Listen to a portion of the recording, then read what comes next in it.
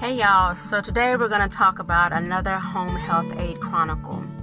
So I had this one patient, we'll call him Benny. So Benny was a nice guy. He was wheelchair bound, couldn't walk too well, so he had one of those motorized scooter wheelchairs. I used to have to bathe him. I would go to his doctor's appointments with him, and Benny was a nice guy. He had this girlfriend. Now, mind you, Benny was a senior, but he had this young girlfriend, and she was on the voluptuous side. And he used to take her out, and he would take her to dinner. He would buy her things. I guess she was his girlfriend. And so some time passed by, and when I got to his house one day, he told me that, I guess when they would go out, people would look because he was a much older gentleman. And he said one day that he told her, you know what, I think you need to probably go ahead and live your life, this is probably not going to work out, and ironically, she just said, okay. So like I said, they were dating, and she was much younger. He would take her out to eat and pay for the food. He would buy her things and give her money.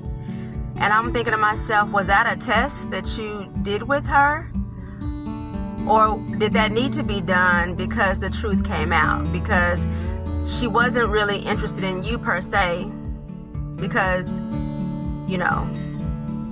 there's no romantic stuff going on. I know that, like that. But so basically, clearly, when he said, I don't want to hold you back, I want you better live your life, she was probably already living her life, living her best life, and she was getting money and gifts, off of him. But when he told her, I think you need to, just live your life, she just said okay, and she went on about her business.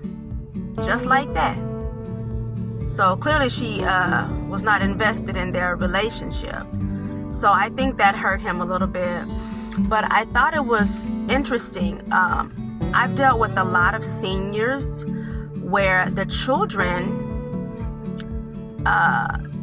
don't seem to care too much. The children, for instance, this particular senior Benny, his son rarely came to see him. He was on Meals on Wheels, and I would go to the store for him, make sure he has food. I would go to the store, stock up his refrigerator, make sure everything was together. He had the Meals on Wheels that they would come bring food every day, for breakfast and lunch. But the son rarely checked on him. I do know that the son had a wife, and there was a time when the son and the wife, they wanted a new truck. So Dad, Benny, gave them $40,000 for a new truck. And I'm like, wow, that's crazy. That's crazy. He gave them the money for the truck, and I just sat back because I want to see how this goes. They don't check on you. They don't make sure you have food in the refrigerator. Is giving them $40,000 going to make everything better? So I'm thinking, okay, well, let's just see how this works out. But he gave them the $40,000, and he started to have worse issues because there was issues with the wife, and there was just a lot of stuff. But he gave them $40,000 for a new truck, and they still did not come check on him. They still really didn't call. They still did not ensure that he was taken care of. And that's one thing I know about having children. You have to teach them from an early age to take care of you. We take care of our kids, but then when we get old, did we teach them how to reciprocate? Did we teach them about sharing? Even though these were adults, the son was maybe like 45 or something like that. But do we teach our children what they need to know so that when we get old, that they give back to us everything that we've given to them? So clearly in this situation, Benny had not done that because the kids, the son did not care, was not checking. But the son came and got that $40,000 though, and got him a brand new nice truck, And it's interesting because clearly Benny knew, they're not going to look out for you. They're not going to look out for you. So at the time, I didn't have much information on it, or I wasn't really aware, about it. But Benny came to me one day and asked me that if something happens to him in the future, but at the present, would I mind being his power of attorney?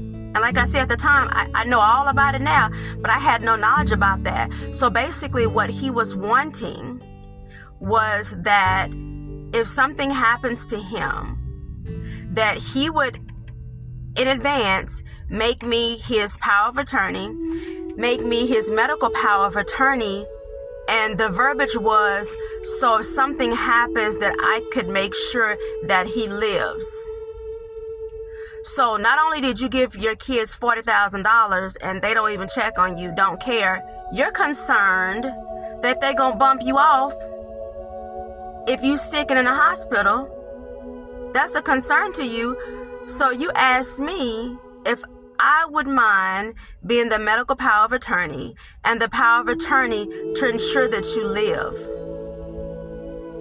And of course I didn't do it because that was just something he was throwing out there.